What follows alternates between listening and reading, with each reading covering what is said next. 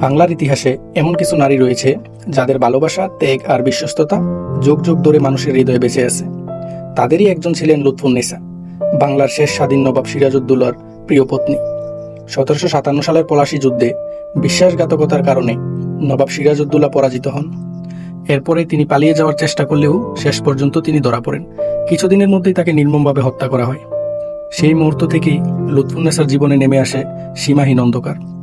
স্বামীকে হারানোর পর তিনি আর কোনোদিন নতুন জীবন শুরু করার কথা ভাবেননি।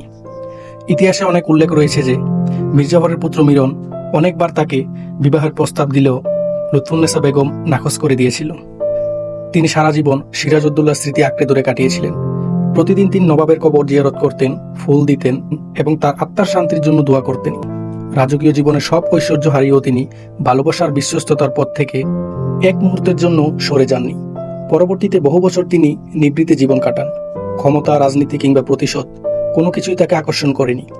তার একমাত্র পরিচয় হয়ে ওঠে বিশ্বস্ত একজন স্ত্রী, যিনি মৃত্যুর আগ পর্যন্ত তার স্বামীর স্মৃতিকে সম্মানের সঙ্গে বাঁচিয়ে রেখেছিলেন।